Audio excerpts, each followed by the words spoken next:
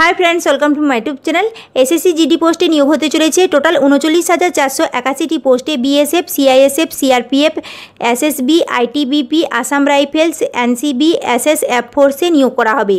शुधुमात्र माध्यमिक पास योग्यतातेई এই পোস্টের জন্য আবেদন করা যাবে।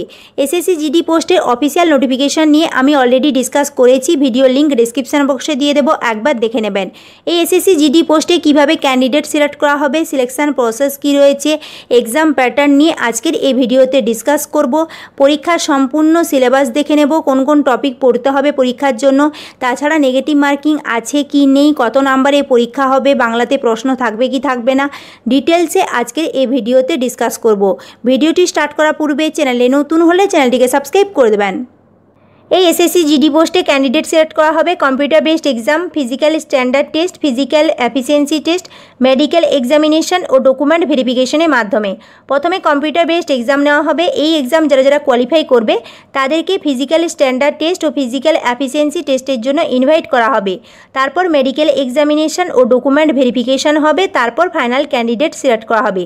প্রথমে যে কম্পিউটার বেসড এক্সাম নেওয়া হবে সেখানে মিনিমাম কোয়ালিফাইং মার্কস পেতে হবে। জেনারেল ক্যান্ডিডেটের ক্ষেত্রে 30%-এর অ্যাবাভ নাম্বার পেতে হবে। ওবিসি ইডব্লিউএস ক্যান্ডিডেটের ক্ষেত্রে 25%-এর অ্যাবাভ নাম্বার পেতে হবে। অল আদার ক্যাটাগরিজের ক্ষেত্রে 20%-এর অ্যাবাভ নাম্বার পেতে হবে। এটা মিনিমাম কোয়ালিফাইং মার্কস। তার উপরে একটা কাট অফ নির্ধারণ করা হবে। সেই কাট অফের উপরে যারা যারা নাম্বার পাবে তাদেরকে ইনভাইট করা হবে ফিজিক্যাল স্ট্যান্ডার্ড টেস্ট ও ফিজিক্যাল এফিসিয়েন্সি টেস্টের জন্য। তারপর মেডিকেল এক্সামিনেশন ও ডকুমেন্ট ভেরিফিকেশন হবে, তারপর ফাইনাল ক্যান্ডিডেট সিলেক্ট করা হবে। কম্পিউটার বেসড এক্সাম হবে অবজেক্টিভ টাইপের প্রশ্নের উপর।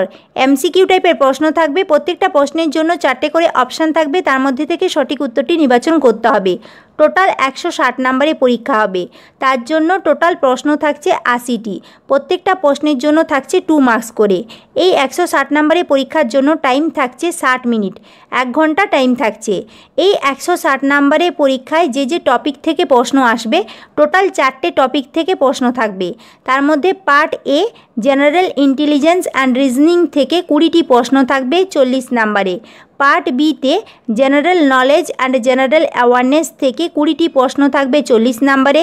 পার্ট সিতে এলিমেন্টারি ম্যাথমেটিক্স থেকে 20টি প্রশ্ন থাকবে 40 নম্বরে। পার্ট ডিতে ইংলিশ কিংবা হিন্দি থেকে 20টি প্রশ্ন থাকবে 40 নম্বরে। টোটাল 160 নম্বরে পরীক্ষা হবে। পার্ট এতে জেনারেল ইন্টেলিজেন্স অ্যান্ড রিজনিং থেকে যে 20টি প্রশ্ন থাকবে 40 নম্বরে, তার জন্য যে যে টপিকগুলো পড়তে হবে, analytical aptitude, analogies, similarities and differences, special visualization, special orientation, visual memory, discrimination and observation, relationship concepts, arithmetical reasoning and figural classification, arithmetic number series, non-verbal series, coding and decoding। যে যে টপিকগুলো বললাম এই টপিকগুলো ভালো করে প্র্যাকটিস করতে হবে। এই জেনারেল ইন্টেলিজেন্স অ্যান্ড রিজনিং পার্টের জন্য আর.এস. আগরওয়ালের যে বই রয়েছে আ modern approach to verbal and non verbal reasoning, এই বইটা আপনারা ফলো করতে পারেন। এর বেঙ্গলি ভার্সানও রয়েছে, বেঙ্গলি ভার্সানের বইটাও আপনারা ফলো করতে পারেন। তবে আমি বলবো এর যে ইংলিশ ভার্সান বই রয়েছে সেই ইংলিশ ভার্সান বইটাই আপনারা ফলো করুন। আর.এস. আগরওয়ালের জেনারেল ইন্টেলিজেন্স অ্যান্ড রিজনিংয়ের ওপর যে ইংলিশ ভার্সানের বই রয়েছে সেই ইংলিশ ভার্সান বইটা ভালো করে আপনারা ফলো করুন। তাহলে পরবর্তীকালে সেন্ট্রাল গভর্নমেন্টের আদার যে এক্সাম রয়েছে সেক্ষেত্রে আপনাদের অনেকটাই সুবিধা হবে।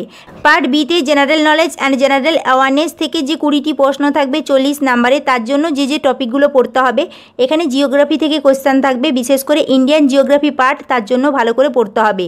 স্পোর্টস রিলেটেড কোশ্চেন থাকবে, history, culture, economic, general polity থেকে কোশ্চেন থাকবে, ইন্ডিয়ান কনস্টিটিউশন থেকে কোশ্চেন থাকবে।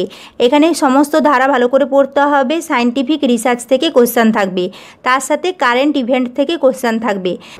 জেনারেল নলেজের জন্য লুসেন্টের ডেসক্রিপটিভ জিকে বই আপনারা কিনে পড়তে পারেন।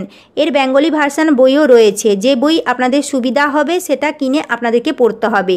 অথবা আপনারা তরুণ গোয়েলের জিকে বইটাও কিনে পড়তে পারেন, সেটাও বেশ ভালো রয়েছে। ডেসক্রিপটিভ টাইপের বই পড়বেন, তাহলে আদার যে কোনো এক্সামের ক্ষেত্রেই আপনাদের একটা জেনারেল নলেজের বেস তৈরি হয়ে যাবে, যেটা পরবর্তীকালে যে কোনো এক্সামে আপনাদের কাজে লাগবে। জেনারেল অ্যাওয়ারনেসের জন্য প্রত্যেক দিনের পেপার ফলো করতে হবে, তার সাথে মান্থলি যে ম্যাগাজিনগুলো রয়েছে সেই ম্যাগাজিনগুলো কিনেও আপনারা পড়তে পারেন।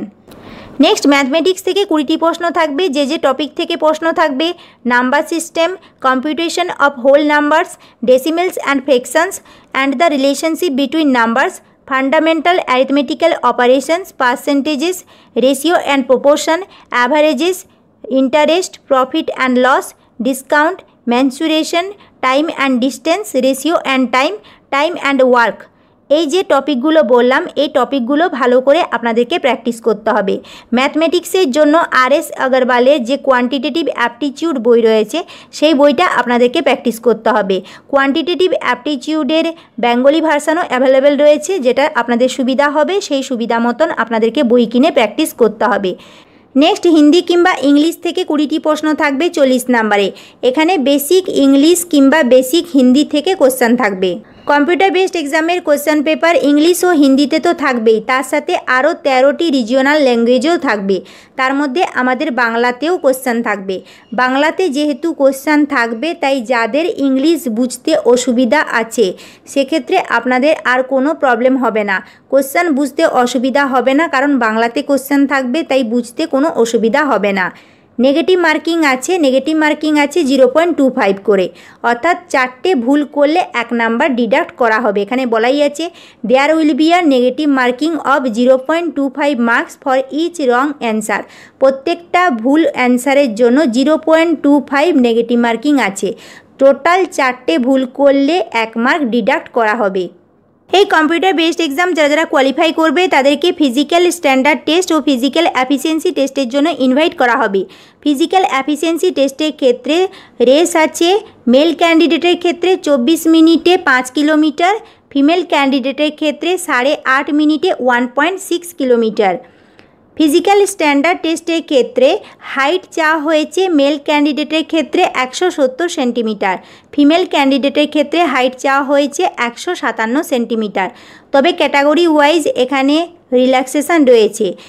মেল ক্যান্ডিডেটের ক্ষেত্রে চেস্ট মেজারমেন্টে unexpanded 80 centimetre, minimum expansion 5 centimetre. Category ক্যান্ডিডেটের জন্য রিল্যাক্সেশন রয়েছে। এরপর medical examination and document verification হবে, তারপর ফাইনাল ক্যান্ডিডেট সিলেক্ট করা হবে। আজকের এই ভিডিওতে এসএসসি জিডি পোস্টে সিলেবাস নিয়ে ডিসকাস করলাম, কোন কোন বই পড়তে হবে সে সম্পর্কেও জানলাম। এখান থেকে যদি কোনো কোয়ারি থাকে আমাকে কমেন্ট করে জানাবেন, আমি অবশ্যই অ্যান্সার দেব। যারা এই পোস্টের জন্য এলিজিবল ক্যান্ডিডেট রয়েছেন, ইন্টারেস্টেড ক্যান্ডিডেট রয়েছেন, আপনারা আবেদনপত্র সাবমিট করে দেবেন 14/10/2024 তারিখের মধ্যে। আজকের এই ভিডিওটি যদি হেল্পফুল মনে হয় তাহলে লাইক করবেন, বন্ধুদের সাথে শেয়ার করবেন, আমার চ্যানেলটিকে সাবস্ক্রাইব করে দেবেন। Thank you.